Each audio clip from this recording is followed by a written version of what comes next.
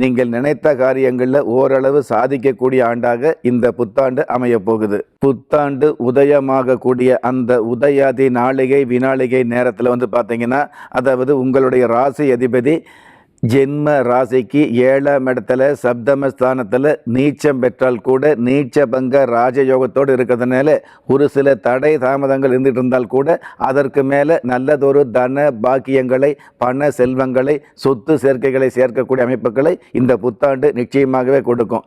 குறிப்பாக மாணவர்களுக்கு அடுத்தவங்க ஆலோசனை சொல்லாமலேயே தன்னுடைய கல்வியின் மீது பிடிப்பு ஏற்படக்கூடிய பாக்கியத்தை இந்த புத்தாண்டு கொடுத்துக்கிட்டு இருக்கும். உங்களுடைய தகுதிக்கு மிகுந்த நல் உத்தியோகம் கிடைக்கக்கூடிய அல்லது சொந்த தொழில் ஆரம்பிக்கக்கூடிய வாய்ப்புகளை கொடுக்கக்கூடிய, ஏற்கனவே சொந்த தொழிலில் உள்ளவர்களுக்கு ஓரளவு ஏக்கங்கள் இல்லாத ஏற்றங்கள் கிடைக்கக்கூடிய ஆண்டாக தமிழ் புத்தாண்டு அமையும்.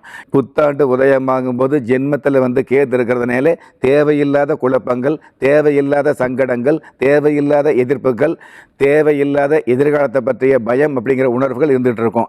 அந்த மாதிரியான விஷயங்களில் உங்களுக்கு நீங்களே ஆறுதல் சொல்லிக்கக்கூடிய, எந்த ஒரு சூழலிலும் எந்த ஒரு காலகட்டத்திலும் மற்றவங்க பஞ்சாயத்து பேசக்கூடிய தகுதியை ஏற்றுக்காம உங்களுக்கு நீங்களே தாழ்ந்து போகலாம் அல்லது வாழ்ந்து காட்டலாங்கிற எண்ணம் ஒரு வைராக்கியமாக வச்சுக்கக்கூடிய ஆண்டாக இந்த தமிழ் புத்தாண்டு அமையும். இந்த குரு பகவான் சுக்கிர பகவான் பரிவர்த்தனை யோகம் பெற்று இருக்கிறதுனால கண்டிப்பாக கன்னி ராசியை சேர்ந்த திருமண வயசில் உள்ளவர்களுக்கு திருமணம் உறுதியாகுது அப்படிங்கிறத விட மறுமணம் இல்லாத திருமணம் உறுதியாகும்.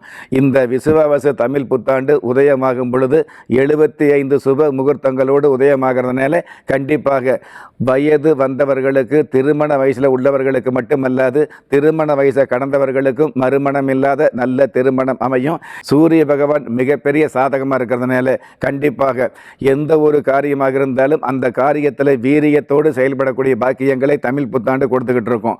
ஒன்று ஞானகாரகன் கேது பகவான் எதிர்மறையாக இருக்கிறதுனால அவ்வப்பொழுது தேவையில்லாத தொல்லைகள், அதாவது வில்லங்கம் அப்படிங்கிறது வீடு தேடி வர்ற மாதிரி தேவையில்லாத தொல்லைகள், தேவையில்லாத சங்கடங்கள், நீங்கள் நல்லது சொன்னால் கூட அந்த சொல்லுக்கு மதிப்பு இல்லாத ஒரு சூழலை கொடுக்கக்கூடிய அமைப்பு இருக்கிறதுனால கண்டிப்பாக நேரம் கிடைக்கும் பொழுது தொல்லைகளை கிள்ளை எறியக்கூடிய பிள்ளையாருடைய வழிபாடு வச்சுக்கிறது கன்னி ராசிக்கு மிக மிக உத்தமமானதாக இருந்துகிட்டு இருக்கும்.